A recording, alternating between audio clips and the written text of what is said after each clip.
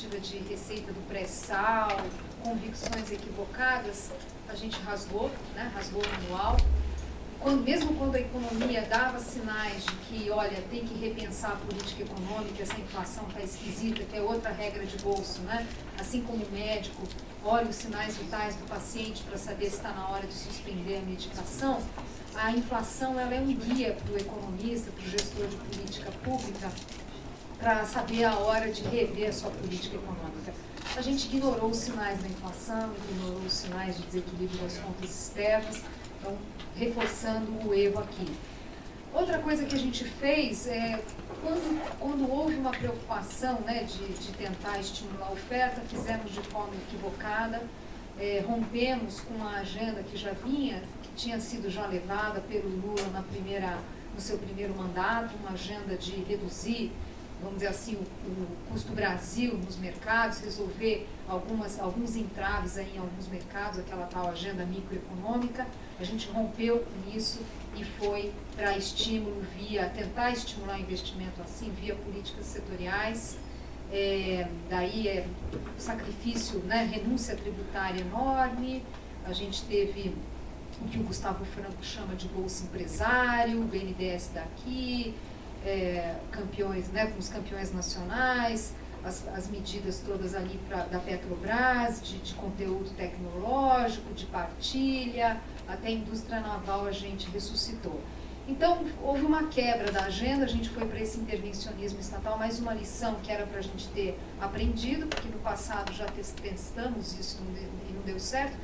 E além dos limites desses instrumentos, tem algumas coisas que é importante a gente sempre ter em mente. Não tem política pública que funcione direito, mesmo as corretas, se você tem a macroeconomia bagunçada, né? Até o Bolsa Família vai ser menos eficaz, menos efetivo, se você não tem a macroeconomia. Você dá numa mão e tira na outra via inflação, por exemplo. Então, todas essas políticas, além de terem problemas no desenho, né, elas representaram não só desperdício de recursos públicos, agravando o quadro fiscal, mas inseriu um monte de distorção na microeconomia. Então, ganhos de produtividade que a gente vinha conseguindo ter alguma coisa de ganho de produtividade, a gente foi para o campo negativo, já tem pesquisas mostrando que a gente está com encolhimento aí na produtividade do país, isso significa, obviamente, potencial de crescimento menor. Então, assim, a gente foi selecionando um conjunto de erros, alguns muito básicos, de coisa de segundo ano de faculdade de economia,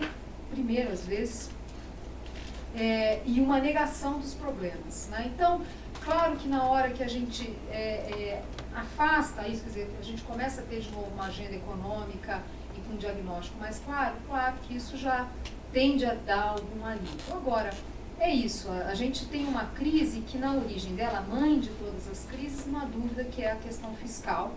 E, portanto, para a gente discutir a saída da crise, a gente tem que ter uma arrumação do fiscal. Não vai dar para ser uma arrumação do tipo daquela tentada pelo Joaquim Levy o ano passado. Vou começar porque o quadro é mais grave. O problema no ano passado é que a gente fez um ajuste de baixa qualidade e um ajuste incompleto. As condições políticas não eram nada favoráveis, né? Não houve apoio à agenda de ajuste. E aí a gente acabou ficando com o ônus do ajuste, que é desagradável, você ter que fazer corte de investimentos, por exemplo, né? Então teve o ônus do ajuste, mas não teve o bônus, né? A gente perdeu o grau de investimento, talvez demore uma década para recuperar. Não tem mais espaço para cortes, os gastos discricionários que tinha que cortar já cortou, a gente tem que partir para uma agenda estrutural. E acho que o fato de ter uma maior clareza no debate econômico sobre isso é muito importante. Então tem aí uma agenda estrutural, tem um mínimo aí que a gente tem que conseguir fazer para arrumar a macroeconomia. Quer dizer, se antes parecia que para arrumar a macroeconomia fazer um bem bolado ali de fiscal funcionava, pois é. Além de que era equivocado, hoje funcionaria muito menos. Achar que você vai lá, cria uma CPF, está tudo certo, CPMF, está tudo certo, não é isso. A gente precisa de uma agenda mais ambiciosa e que afaste esse cenário de dívida explosiva. Vamos lembrar que poucos meses atrás, tinham casas já discutindo o risco de calote. A gente não vai a nenhum lugar, né? Se você tem uma economia com dinâmica explosiva de dívida, daí você não sabe para onde vai a inflação, você não sabe para onde vai juros, o câmbio, às vezes, em função disso ninguém investe. Enfim, precisa fazer essa arrumação mínima da macroeconomia e que para isso a gente tem que ter uma agenda fiscal ambiciosa. Além disso, né, como eu coloquei, a gente cometeu vários equívocos na microeconomia, inserimos muitas distorções de preços relativos, bagunçamos alguns setores, né? Estava valendo mais a pena conseguir, a proximidade com Brasília dava mais retorno do que fazer investimento no seu negócio. Então, obviamente que a gente tem uma agenda microeconômica também importante, que pode ser conduzida em paralelo. E lembrando que a própria agenda microeconômica, por exemplo, essa discussão que existe sobre retomar as concessões, ela também depende da arrumação macro. Não adianta nada você ter um programa de concessões em que resolve questões regulatórias, de insegurança jurídica, de discussão de taxa de retorno, de seguro, disso, daquilo, quer dizer, todos os elementos que são necessários para o setor produtivo se interessar e a uma taxa de retorno que a gente consegue, enfim, achar razoável, né, que não tem um risco tão alto assim que inviabiliza, só com um retorno absurdo.